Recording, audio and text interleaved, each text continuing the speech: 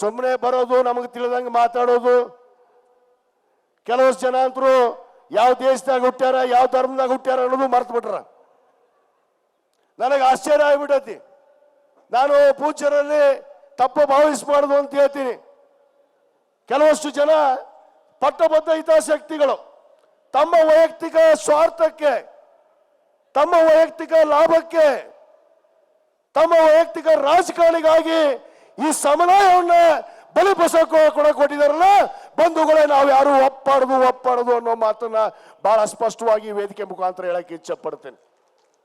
ಇವತ್ತು ನೀವು ತಪ್ಪು ಹೆಜ್ಜೆಯನ್ನು ಮತ್ತೆ ಇಟ್ರೆ ಮತ್ತೆ 100 ವರ್ಷಗಳ ಕಾಲ ಇವತ್ತೇನು ನಮ್ಮ ಸಮುದಾಯವನ್ನ ಕಟ್ಟಿ ಬೆಳೆಸಿರುವಂತ ಆ ಪರಮ ಪೂಜ್ಯರು, ನಮ್ಮ ದಿಗ್ಗಜರು, ಇವತ್ತು ಮತ್ತೆ ಅವರ ಮನಸ್ಸಿಗೆ, ಆತ್ಮಕ್ಕೆ ನಾವು ನೋವನ್ನ ಮಾಡದಂತೆ ಆಗುತ್ತೆ ಅನ್ನೋದು ಸ್ವಲ್ಪ ಅರಿವಿಟ್ಟುಕೊಂಡು ನಡಿಬೇಕಾಗತ್ತೆ ಬಂಧುಗಳೇ, ಅರಿವಿಟ್ಟುಕೊಂಡು ನಡಿಬೇಕಾಗತ್ತೆ. ಏನಿವತ್ತು ನಮ್ಮ ಧರ್ಮದ ಕಾಲಮಲ್ಲಿ ನಮ್ಮ ಧರ್ಮ ಇಲ್ಲ ಅಂತ ಹೇಳ್ತಾರೆ. ಫಸ್ಟ್ ಅವ್ರು ಹೇಳುವಂತ ರೀತಿ ನೋಡ್ರಿ ನಿಮ್ಗೆ ಹಾದಿ ತಪ್ಪಿಸೋದು. ಇಲ್ಲಿ 7-8 ಧರ್ಮದವು ನಮ್ಮ ದೇಶದಾಗ, 7-8 ಧರ್ಮಗಳದಾವ್.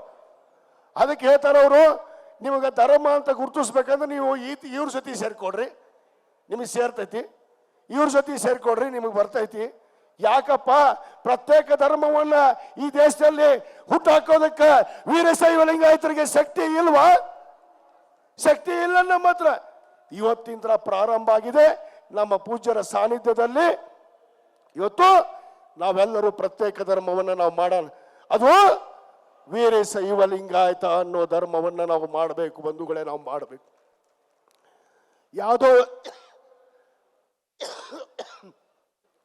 ಯಾವುದೋ ಧರ್ಮದ ಅಡಿಯಲ್ಲಿ ಯಾರೋ ಛತ್ರಿ ಹಿಡಿದಾಗ ಆ ಛತ್ರಿ ತಳಗ ಹೋಗಿ ನಿಂದ್ರ ಚಟ ನಮಗಿಲ್ಲ.